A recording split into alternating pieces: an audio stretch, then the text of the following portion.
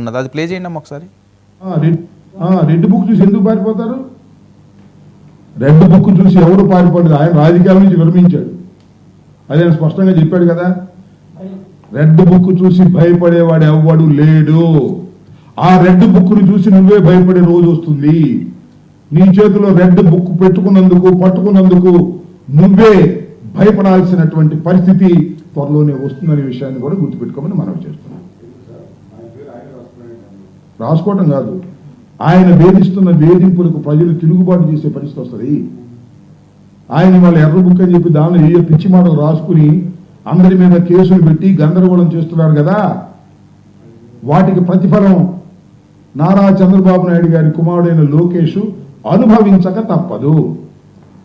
అది నా అభిప్రాయం. ఎర్ర బుక్ చూస్తే తెలుగుదేశం వైసీపీకి భయమా? ఎందుకు భయం అన్నాడు. నాకేం భయం?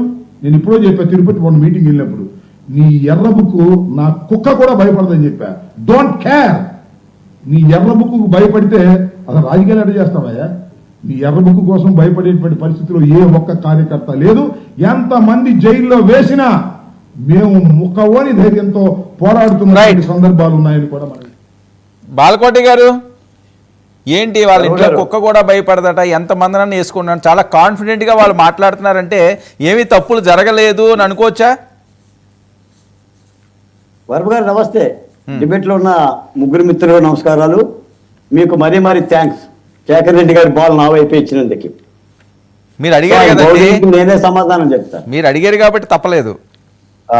మరి బౌలింగ్కి నేనే సమాధానం చెప్పాలి. ఎందుకంటే ఇప్పుడు తులసిరెడ్డి గారు నేను వేరే ఒక డిబేట్లో పాల్గొన్నాము. అసలు శేఖర్ రెడ్డి గారి నామధేయం శేఖర్ రెడ్డి గారు కాదంట, రెడ్డి అనే పదమే లేదంట. రెడ్డిలందరూ కూడా కాపులేనంట. అదో పెద్ద చర్చగా మాట్లాడుతున్నారు. కేవలం అది టైటిలే బాలకోటయ్య, రెడ్డి అనేది కులమే కాదు అనేది. మరి శేఖర్ రెడ్డి గారు దానికి సమాధానం చెప్పాలి. పోతే నేను చెప్తున్నానండి, ఇప్పుడు లేచిన దగ్గర నుంచేసి జగన్మోహన్ రెడ్డి గారు పులివెందులు ఎమ్మెల్యే అయినప్పుడు మీరెందుకు భయపడుతున్నారు అని చెప్పేసి అని నేను కాస్త విజయ పాత్ర కూడా తీసుకుంటున్నాను. మరి జగన్మోహన్ రెడ్డి గారికి 151 సీట్లు ఇస్తే ముసలోడు అని చెప్పేసి చంద్రబాబు నాయుడు గారి భయం మీకెందుకు పట్టింది? అసలు చంద్రబాబు నాయుడు నామస్మరణం లేకుండా, లేదా పవన్ కళ్యాణ్ గారి నామస్మరణం లేకుండా మీరు ఏనాడైనా పరిపాలన చేశారా? మీరు పసిపిల్లల దగ్గరికి వెళ్ళి చెప్పింది ఏంటి? పవన్ కళ్యాణ్ గారికి ఎంతమంది భార్యలు ఉన్నారో చెప్పారు. మీరు వేదికల మీద పేపర్లు ఇచ్చారు, టీవీలు చూడొద్దు అన్నారు. మరి ఇప్పుడు జగన్మోహన్ రెడ్డి గారు ఆ రోజు భయపడ్డా, సంతోషపడ్డా? ఇప్పుడు అమ్మడి రాంబాబు గారు కూడా రెడ్ బుక్ చూస్తే కుక్క కూడా భయపడతాను అంటున్నాడు. మొన్న విజయసాయి రెడ్డి గారు ఆ మాట అన్నాడు. నేను రేపు పొద్దున అధికారంలో రాగానే చంద్రబాబు నాయుడు గారు బతుకుంటే ఆయన్ని జైల్లో వేస్తామన్నాడు.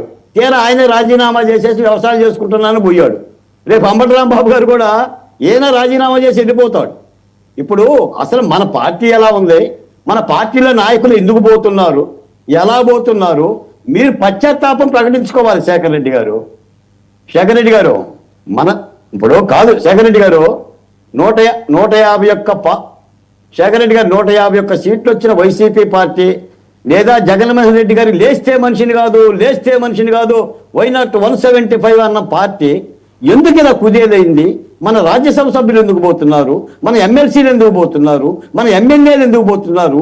ఆఖరికి జగన్మోహన్ రెడ్డి గారి భార్య భారతిరెడ్డి గారు మిగులుతారా?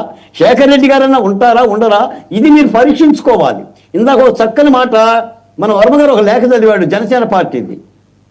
పవన్ కళ్యాణ్ గారు తమ కార్యకర్తలకి మీరు వ్యక్తిగత ఆరోపణలు చేయమాకండి, పార్టీ విధానాన్ని ఫాలో అవ్వండి, ఇది ఒక మిత్రధర్మం ఉంది, మీరు ఏం మాట్లాడుతున్నారో ఎలా మాట్లాడుతున్నారో పార్టీ నిబంధన అనుసరించి మాట్లాడని ఒక చక్కని సందేశాత్మకమైన ఒక లేఖ రాశాడు.